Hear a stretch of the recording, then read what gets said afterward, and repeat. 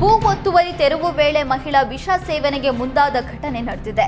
ಶಿವಮೊಗ್ಗ ತಾಲೂಕಿನ ಮೇಲಿನ ಕುಂಚೇನಹಳ್ಳಿ ತಾಂಡಾದಲ್ಲಿ ಈ ಘಟನೆ ನಡೆದಿದೆ.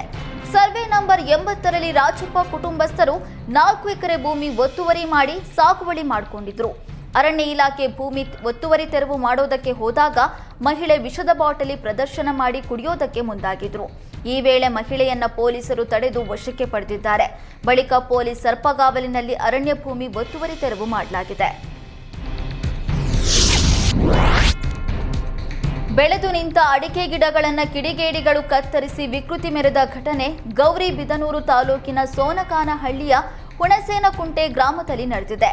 ಹರೀಶ್ ಹಾಗೂ ಗಂಗಮ್ಮ ಎಂಬುವರು ಅಡಿಕೆ ಬೆಳೆದಿದ್ರು. ತೋಟದಲ್ಲಿ ಯಾರೂ ಇಲ್ಲದ ವೇಳೆ ಅಡಿಕೆ ಗಿಡಗಳನ್ನು ಮಚ್ಚಿನಿಂದ ಕಡಿದು ವಿಕೃತಿ ಮೆರೆದಿದ್ದಾರೆ. ಅಡಿಕೆ ಗಿಡಗಳನ್ನು ಕಡಿದುಕೊಂಡು ಹರೀಶ್ ಹಾಗೂ ಗಂಗಮ್ಮ ಕುಟುಂಬಸ್ಥರು ಕಣ್ಣೀರು ಹಾಕ್ತಾ ಇದ್ದಾರೆ. ಘಟನಾ ಸಂಬಂಧ ಗೌರಿಬಿದನೂರು ಗ್ರಾಮಾಂತರ ಪೊಲೀಸ್ ಠಾಣೆಯಲ್ಲಿ ದೂರು ದಾಖಲಾಗಿದೆ. ಹಾಸನ ಜಿಲ್ಲೆಯ ವಿವಿಧೆಡೆ ಸುರಿದ ಧಾರಾಕಾರ ಮಳೆಗೆ ನಾನಾ ಅವಾಂತರಗಳು ಸೃಷ್ಟಿಯಾಗಿವೆ. ಬಿರುಗಾಳಿ ಸಹಿತ ಸುರಿದ ಭಾರೀ ಮಳೆಗೆ ಸುಮಾರು 1,500 ಗೊನೆ ಬಿಟ್ಟಿದ್ದ ಬಾಳೆ ಗಿಡಗಳು ಸಂಪೂರ್ಣ ನೆಲಕಚ್ಚಿವೆ. ಹೊಳೆನರಸೀಪುರ ತಾಲೂಕಿನ ಅತ್ತಿ ಚೌಡೇನಹಳ್ಳಿ ಗ್ರಾಮದ ರೈತ ಲಿಂಗರಾಜು ಎಂಬುವರು ಬಾಳೆ ಬೆಳೆ ಬೆಳೆದಿದ್ರು. ನಿನ್ನೆ ಸಂಜೆ ಸುರಿದ ಭಾರೀ ಮಳೆಯಿಂದ ಬಾಳೆ ಬೆಳೆ ಸಂಪೂರ್ಣ ನಾಶವಾಗಿದೆ. ಮಾರುಕಟ್ಟೆಯಲ್ಲಿ ಬಾಳೆಹಣ್ಣಿಗೆ ಉತ್ತಮವಾದ ಬೆಲೆ ಇದೆ. ಉತ್ತಮ ಆದಾಯದ ನಿರೀಕ್ಷೆಯಲ್ಲಿದ್ದ ರೈತ ಲಿಂಗರಾಜು ಕಂಗಾಲಾಗಿದ್ದಾರೆ. ಸೂಕ್ತ ಪರಿಹಾರ ನೀಡಬೇಕು ಅಂತ ರೈತ ಗಂಗರಾಜು ಆಗ್ರಹಿಸಿದ್ದಾರೆ.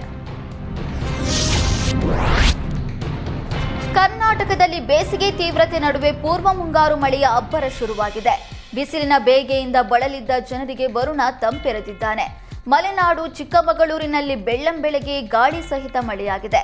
ಗಾಳಿ ಮಳೆಗೆ ಬೃಹತ್ ಮರ ಧರೆಗುರುಳಿದ್ದು ಕಳಸ ಮೂಡಿಗೆರೆ ಮಾರ್ಗ ತಾತ್ಕಾಲಿಕ ಬಂದ್ ಮಾಡಲಾಗಿದ್ದು ಹಿರೇಬೈಲ್ ಮರಸಣಿಗೆ ಯಡಿಯೂರು ಸುತ್ತಮುತ್ತ ಭಾರೀ ಗಾಳಿ ಮಳೆಯಾಗ್ತಿದೆ. ಭೂ ಒತ್ತುವರಿ ತೆರವು ವೇಳೆ ಮಹಿಳಾ ವಿಷ ಸೇವನೆಗೆ ಮುಂದಾದ ಘಟನೆ ನಡೆದಿದೆ. ಶಿವಮೊಗ್ಗ ತಾಲೂಕಿನ ಮೇಲಿನ ಕುಂಚೇನಹಳ್ಳಿ ತಾಂಡಾದಲ್ಲಿ ಈ ಘಟನೆ ನಡೆದಿದೆ. ಸರ್ವೆ ನಂಬರ್ 80ರಲ್ಲಿ ರಾಜಪ್ಪ ಕುಟುಂಬಸ್ಥರು 4 ಎಕರೆ ಭೂಮಿ ಒತ್ತುವರಿ ಮಾಡಿ ಸಾಗುವಳಿ ಮಾಡಿಕೊಂಡಿದ್ರು. ಅರಣ್ಯ ಇಲಾಖೆ ಭೂಮಿ ಒತ್ತುವರಿ ತೆರವು ಮಾಡೋದಕ್ಕೆ ಹೋದಾಗ ಮಹಿಳೆ ವಿಷದ ಬಾಟಲಿ ಪ್ರದರ್ಶನ ಮಾಡಿ ಕುಡಿಯೋದಕ್ಕೆ ಮುಂದಾಗಿದ್ರು. ಈ ವೇಳೆ ಮಹಿಳೆಯನ್ನ ಪೊಲೀಸರು ತಡೆದು ವಶಕ್ಕೆ ಪಡೆದಿದ್ದಾರೆ. ಬಳಿಕ ಪೊಲೀಸ್ ಸರ್ಪಗಾವಲಿನಲ್ಲಿ ಅರಣ್ಯ ಭೂಮಿ ಒತ್ತುವರಿ ತೆರವು ಮಾಡಲಾಗಿದೆ. ಬೆಳೆದು ನಿಂತ ಅಡಿಕೆ ಗಿಡಗಳನ್ನು ಕಿಡಿಗೇಡಿಗಳು ಕತ್ತರಿಸಿ ವಿಕೃತಿ ಮೆರೆದ ಘಟನೆ ಗೌರಿಬಿದನೂರು ತಾಲೂಕಿನ ಸೋನಕಾನಹಳ್ಳಿಯ ಹುಣಸೇನಕುಂಟೆ ಗ್ರಾಮದಲ್ಲಿ ನಡೆದಿದೆ. ಹರೀಶ್ ಹಾಗೂ ಗಂಗಮ್ಮ ಎಂಬುವರು ಅಡಿಕೆ ಬೆಳೆದಿದ್ರು. ತೋಟದಲ್ಲಿ ಯಾರೂ ಇಲ್ಲದ ವೇಳೆ ಅಡಿಕೆ ಗಿಡಗಳನ್ನು ಮಚ್ಚಿನಿಂದ ಕಡಿದು ವಿಕೃತಿ ಮೆರೆದಿದ್ದಾರೆ. ಅಡಿಕೆ ಗಿಡಗಳನ್ನು ಕಡಿದುಕೊಂಡು ಹರೀಶ್ ಹಾಗೂ ಗಂಗಮ್ಮ ಕುಟುಂಬಸ್ಥರು ಕಣ್ಣೀರು ಹಾಕ್ತಾ ಇದ್ದಾರೆ. ಘಟನಾ ಸಂಬಂಧ ಗೌರಿಬಿದನೂರು ಗ್ರಾಮಾಂತರ ಪೊಲೀಸ್ ಠಾಣೆಯಲ್ಲಿ ದೂರು ದಾಖಲಾಗಿದೆ. ಹಾಸನ ಜಿಲ್ಲೆಯ ವಿವಿಧೆಡೆ ಸುರಿದ ಧಾರಾಕಾರ ಮಳೆಗೆ ನಾನಾ ಅವಾಂತರಗಳು ಸೃಷ್ಟಿಯಾಗಿವೆ. ಬಿರುಗಾಳಿ ಸಹಿತ ಸುರಿದ ಭಾರೀ ಮಳೆಗೆ ಸುಮಾರು 1,500 ಗೊನೆ ಬಿಟ್ಟಿದ್ದ ಬಾಳೆ ಗಿಡಗಳು ಸಂಪೂರ್ಣ ನೆಲಕಚ್ಚಿವೆ. ಹೊಳೆನರಸೀಪುರ ತಾಲೂಕಿನ ಅತ್ತಿ ಚೌಡೇನಹಳ್ಳಿ ಗ್ರಾಮದ ರೈತ ಲಿಂಗರಾಜು ಎಂಬುವರು ಬಾಳೆ ಬೆಳೆ ಬೆಳೆದಿದ್ರು. ನಿನ್ನೆ ಸಂಜೆ ಸುರಿದ ಭಾರೀ ಮಳೆಯಿಂದ ಬಾಳೆ ಬೆಳೆ ಸಂಪೂರ್ಣ ನಾಶವಾಗಿದೆ. ಮಾರುಕಟ್ಟೆಯಲ್ಲಿ ಬಾಳೆಹಣ್ಣಿಗೆ ಉತ್ತಮವಾದ ಬೆಲೆ ಇದೆ. ಉತ್ತಮ ಆದಾಯದ ನಿರೀಕ್ಷೆಯಲ್ಲಿದ್ದ ರೈತ ಲಿಂಗರಾಜು ಕಂಗಾಲಾಗಿದ್ದಾರೆ.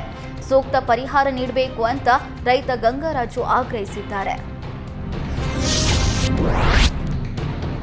ಕರ್ನಾಟಕದಲ್ಲಿ ಬೇಸಿಗೆ ತೀವ್ರತೆ ನಡುವೆ ಪೂರ್ವ ಮುಂಗಾರು ಮಳೆಯ ಅಬ್ಬರ ಶುರುವಾಗಿದೆ. ಬಿಸಿಲಿನ ಬೇಗೆಯಿಂದ ಬಳಲಿದ್ದ ಜನರಿಗೆ ವರುಣ ತಂಪೆರೆದಿದ್ದಾನೆ. ಮಲೆನಾಡು ಚಿಕ್ಕಮಗಳೂರಿನಲ್ಲಿ ಬೆಳ್ಳಂಬೆಳಗ್ಗೆ ಗಾಳಿ ಸಹಿತ ಮಳೆಯಾಗಿದೆ. ಗಾಳಿ ಮಳೆಗೆ ಬೃಹತ್ ಮರ ಧರೆಗುರುಳಿದ್ದು ಕಳಸ ಮೂಡಿಗೆರೆ ಮಾರ್ಗ ತಾತ್ಕಾಲಿಕ ಬಂದ್ ಮಾಡಲಾಗಿದ್ದು ಹಿರೇಬೈಲ್ ಮರಸಣಿಗೆ ಯಡಿಯೂರು ಸುತ್ತಮುತ್ತ ಭಾರೀ ಗಾಳಿ ಮಳೆಯಾಗ್ತಿದೆ.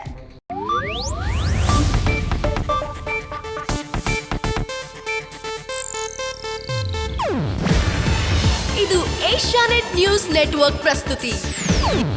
ನೀವು ನೋಡ್ತಿದ್ದೀರಾ ಏಷ್ಯಾನೆಟ್ ಸುವರ್ಣ ನ್ಯೂಸ್.